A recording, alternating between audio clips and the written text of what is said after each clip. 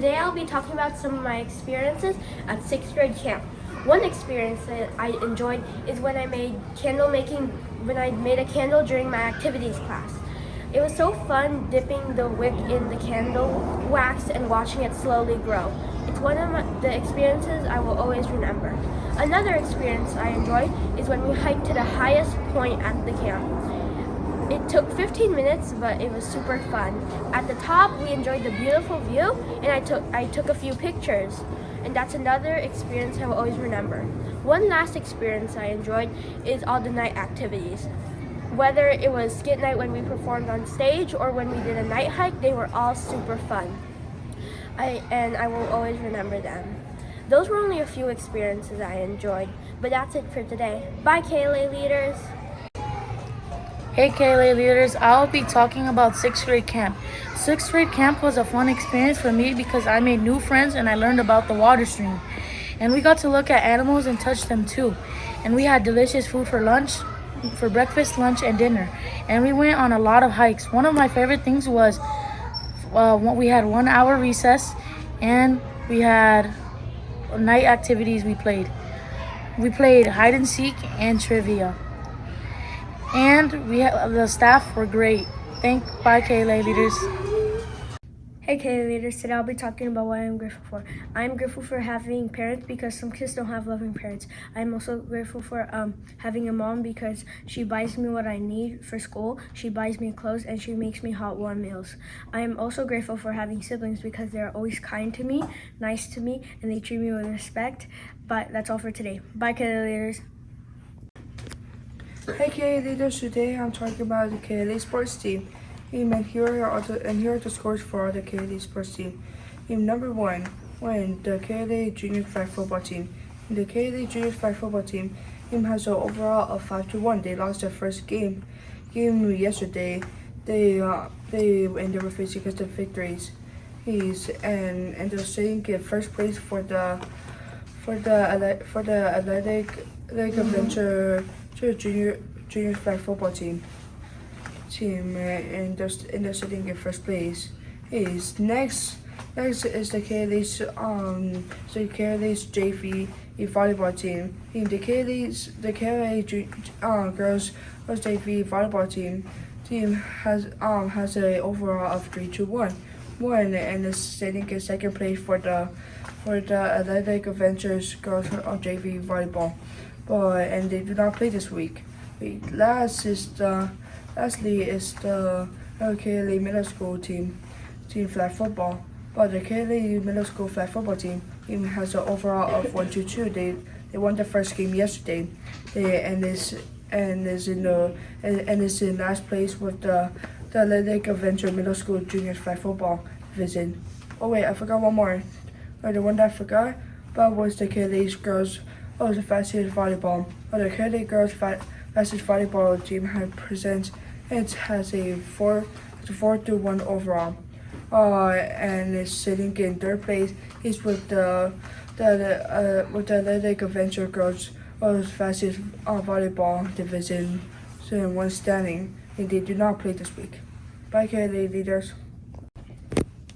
In honor of the theme of the month, I'm going to be talking about what I'm grateful of.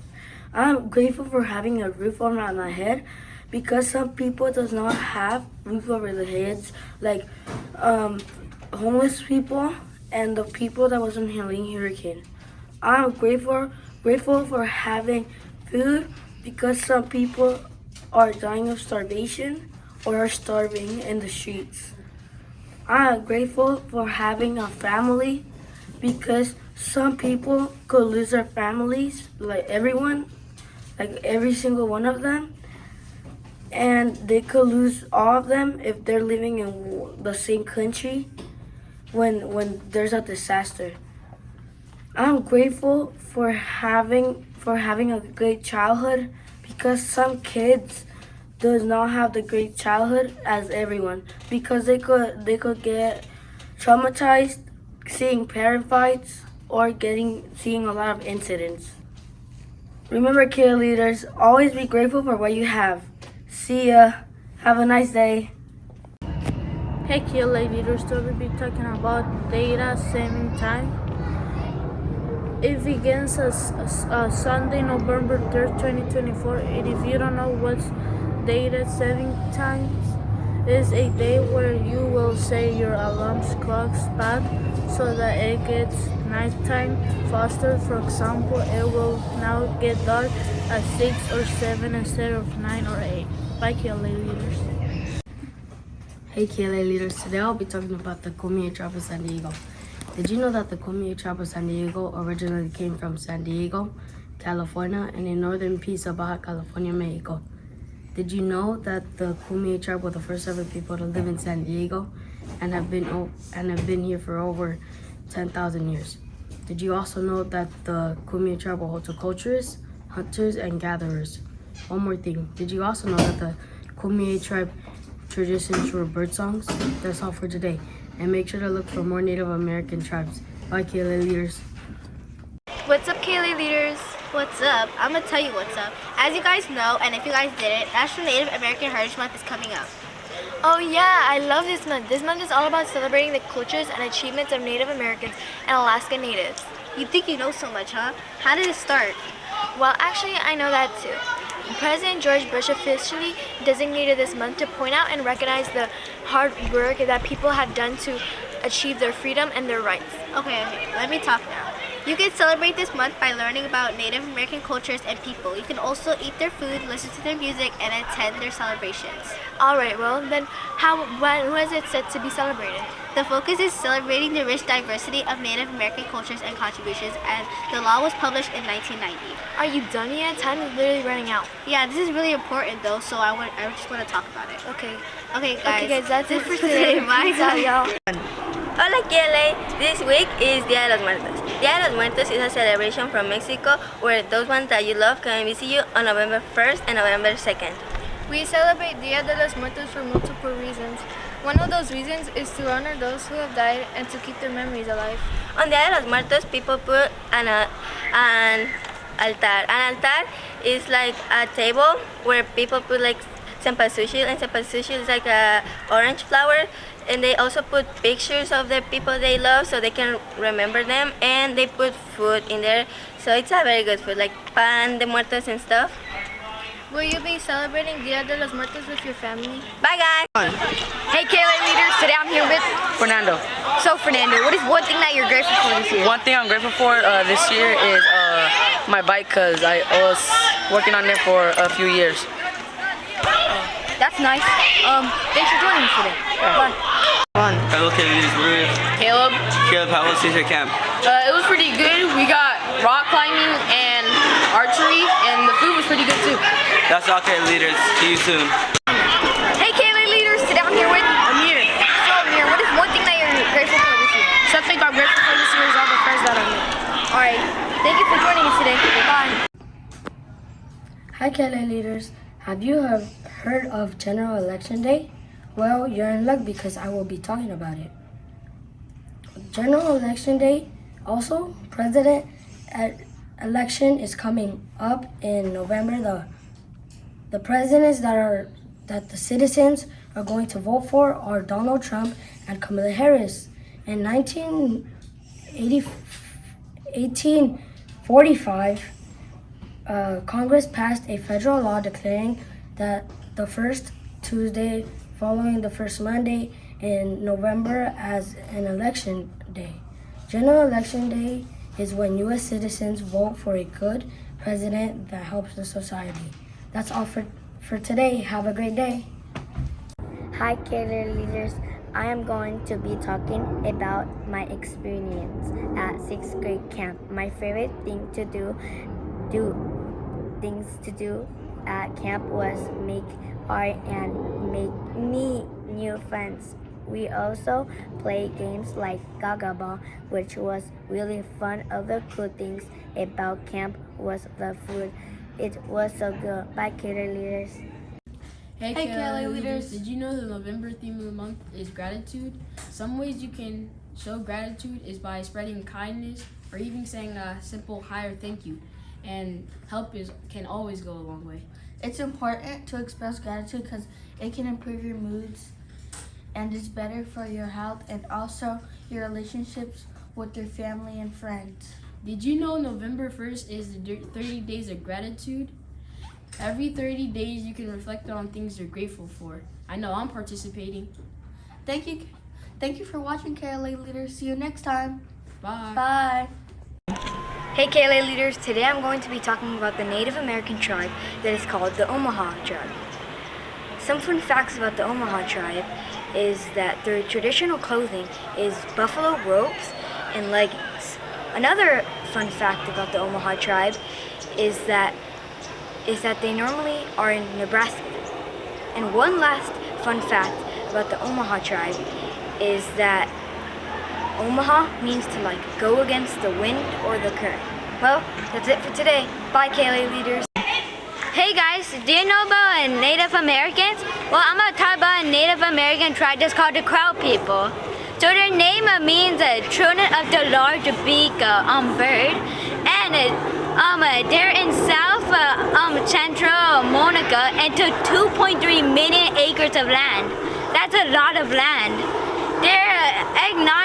Their money is their land, which had farm animals, coal mines, and oil.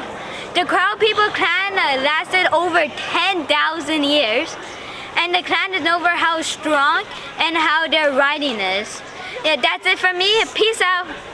Hey KLA leaders, as you can see, I'm here with Mr. Jimenez, who is the one who made the Cougar Connection activities, which is exactly the thing I'm here to interview him for.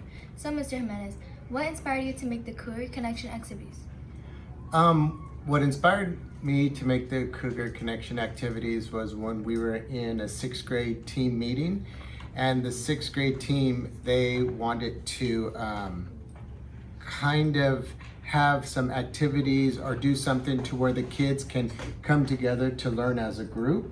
So from that evolved into having social emotional learning lessons.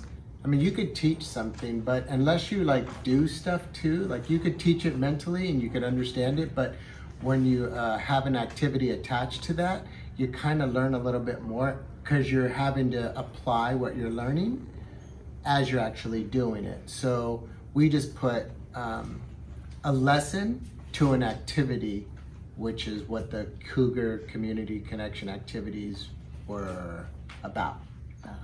So I heard you talking about being a community in the last Cougar Connections. What do you mean by community? Oh, so a community for me means coming together and to work on something together. So even with our last Cougar Community Connections, the activity was cup stacking. And we had the principal, we had Mrs. Sartain, we had Mr. Nickerson, Mr. Conradi, Ms. Kang, she was there. A lot of people came together to kind of teach the 5th graders, come together to teach a lesson, but then also to be witness to them actually doing the activities. And the first rule was you weren't supposed to talk. And then we were asking all the kids like, why is it important? And I would ask a question, then another adult would ask a question. So coming together as a community, which we don't ever really do too much, to figure something out or teach something as a whole.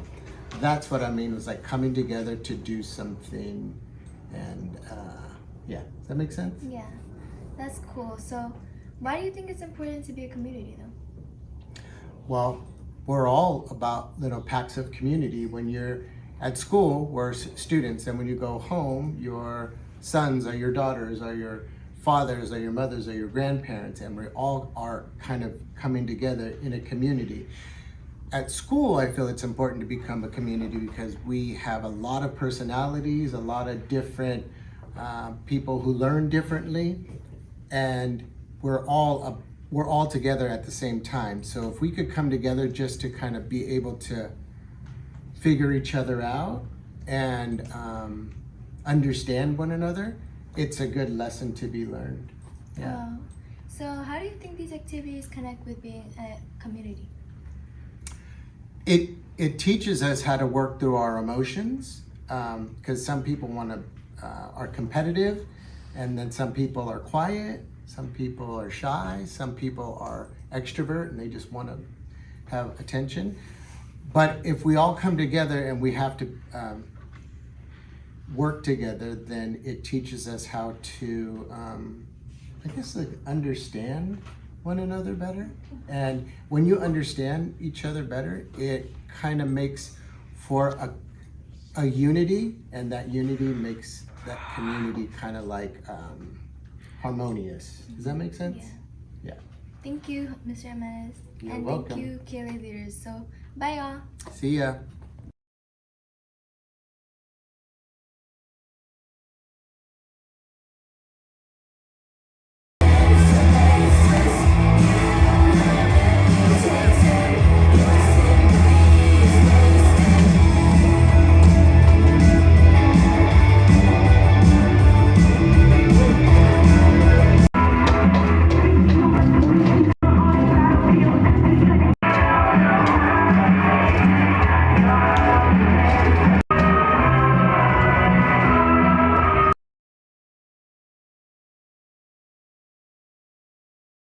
What's good, KLA? You already know us. I'm Lyric. I'm Michaela. I'm Chris. And we are Life is Middle School. It's finally October, meaning the spooky fall season is here. And to start off this season, we're going to be discussing the best haunted places to go visit in San Diego. For this episode, we'll start off with 2 places, and then next episode, we'll talk about 2 more. Starting off with Chris. So I looked up the history about the Welly House and figured out that it's a family house, and one of the owners committed suicide after being humiliated. It was also a courthouse, and it became haunted because they believed that there'd be a ghost called James Yankee Jim Robinson, who had earlier been hanged at the family house and died in the house. And one of the times when I was younger, me and my cousin, we were looking through a window to a room, and I saw like a little girl walk into the room I was looking in. That's creepy. Yeah, and about that, I watched a video about the Whaley House, and I personally think it was kind of scary. And the thing is, I'm not a big fan of like actually going to those places, but I'm a big fan of learning the histories about them and learning about why it was haunted. And I think it's like a really good place you should go. Yeah, I agree. It's very creepy, and you'll definitely get a lot of you'll definitely get a good experience, basically, if you're looking for like ghost sightings and scary history and stuff. You know, I've actually been inside of that house, the Will House, and I can just say I will never go again. Like the things I saw and felt and heard in there, like I always felt like somebody was behind me or somebody was breathing on me, and like I just got the shivers in there. And like it's not really a place that you would want to be, especially at nighttime, especially at night. Yeah, speaking of which, there was this one time I went on some road, and there was this weird thing that happened. I thought I saw some lady walking on the road, but when I looked again, she was gone. But I never knew what the road was. Yeah. Oh, and like say over 50 years, Proctor to Valerie roads, basically the road that you were talking about is called Proctor Valerie Road. It developed a mystery rep as seeing as it's one of the most ghost sightings in the city. While most people don't believe in the sightings, though it is fun to interact with the source of these sightings. Some come from folklore and while others may come from people wanting to spread chaos. Basically the place has like a lot of people see ghosts around that area, and you know, if you want to see some ghosts, go there, man. Yeah, I'm glad that I now know what that place was called, because I was like, oh, I really want to go there again and see what was happening, because I was just so confused. I was like, wait, what? And sometimes you don't have to go to these like certain places that are haunted, because usually like places like around you, like places you live in, could also be haunted. Yeah, and speaking of like places you live in, whenever like I'll be in the house, my room door always randomly opens, and it just closes back, like if someone's walking in and then closing the door right behind them, or if someone's walking out and closing the door right behind them. Yeah, that's weird. That's weird. And sometimes like the door slams and there'll be no wind at all. Oh wow! At my house at night, I see a lot of shadows in like different rooms, because my parents or my family, whenever they go out or whenever they're asleep, most of the time the door is open, just like they can like hear when somebody comes to like the door to the house. And usually I would look in the rooms and it would be dark, and I would just see like a shadow figure running past. And I know that shadow figures are like sometimes it could just be like confusing your mind confusing you. Yeah. Or like just your eyesight in the dark. Yeah, but other times it could actually be like a real ghost. Yeah. Yeah. And then sometimes something weird that would happen to me when I was younger, I always used to hear my name being called, but then I look around and nobody was around. I know, right? I'd be so scared. I was like, oh my gosh, who's calling me? I know, My right? mama, my mama. That used to be so scary when you were younger. I actually, well, there was this one time my dad told me a story about when he was younger, right? He was having a sleepover with his cousins, and they were all laying in the bed watching TV. And then they're joking around, playing around. Then one of his cousins looks over at near the closet, and they see this figure, but it's not a full body. It's like the torso part. And then there's this guy with a hat on, and they stared at it for a moment because like they weren't sure if it was actually real. Then it moves, and they all go running out of the room to their to his mom's room, and they're like, "Oh my gosh, we saw the ghost! We saw the ghost! It was something. It was this man. It was a tall man." It's like, what are you guys talking about? There's no ghost. And then she went to go check, and it was gone. You know, when I was younger, y'all know that gravesite near Home Depot? Yeah, I think so. Once when I was younger, I went there, and I thought it was like really nighttime. I was outside walking past to see like dead relatives, and this one time I thought I saw like a ghost orb. And if y'all know what ghost orbs are, that's like a spirit. It's a orb is the spirit showing that it's like here and it's trying to get in contact with you. Yeah, like the soul. Yeah, and I saw that and I ran straight to the car and stood there for the rest of the time. When you guys were talking about how like you guys kept hearing your names getting called, but they weren't really called, like legends say that it's a message that you're hearing from the spirit or like the heavens from above. That actually makes a lot of sense. But like it's different for other people. Some say it's like spirits from angels and stuff like that, while others think it's when others think that it's from evil spirits trying to get you attached to them or lure you to something that you probably shouldn't be around. Yeah, it's just kind of like unsettling how connected we kind of are to the dead. Yeah, very unsettling. Because as when I was younger, I didn't think much about it because I was like, yeah, there's afterworld isn't real, spirits aren't real. Now that I'm older and now that so many things have happened where it kind of proves it, I've kind of started to believe it more, and it's made me more like unsettled about it. And there was like me when I was younger, like I was really into art, and I used to always draw eyes, right? Yeah. And I was watching this one video about this girl who used to always draw eyes, and she was basically saying how if you draw eyes when you were younger, it's a symbol of like an angel is hovering over you and it's watching you, and that it's there to support you, like your guardian angel, And after I heard about that, because basically she had a dream, and in the dream it was like an angel, like how they say that angels are just a whole bunch of eyes with like wings and stuff like that. The biblically actor. Yeah, that's how she saw it, and then she woke back up. And to me, I felt so happy when I heard that. Like at first I was scared. I was like, what the heck? And then I realized that's probably a good thing. So if you draw eyes like a lot, then hey, you got a guardian angel, man. I used to do that too, but I really only drew eyes because that was the easiest part of the body for me to draw. I'm not an artist, guys. Yeah, but it's like for me, like it's the easiest part to draw, but me at the same time, it was like the only thing I could think of, and I would always draw multiple eyes on like one little piece of paper. Yeah, and I used to do it a lot because that was like the best thing that I was good at drawing. Like all I could draw. The only thing that I was good at drawing were eyes, so I always did that. Have y'all ever seen like spirits in your dreams? Yeah. Yeah, you know what? Speaking of, I remember I was probably say about 6 or 7, and I was sleeping one day, right? I'm a wild sleeper, so of course I'm gonna move my sleep. And one day, like I was sleeping with my arm against my wall, with my leg like all the way at the end, and I felt something like squeeze my hand really hard. And like my grandma, she passed away like not too long ago.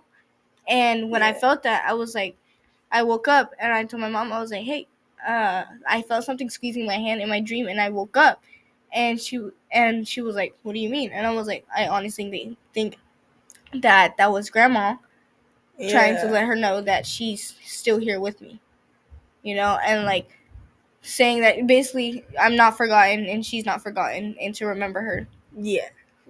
Last night I had a dream of a haunted chicken wing. Bro, what? You and your chicken, man. It was a haunted chicken wing that had eyes, and it was chasing me.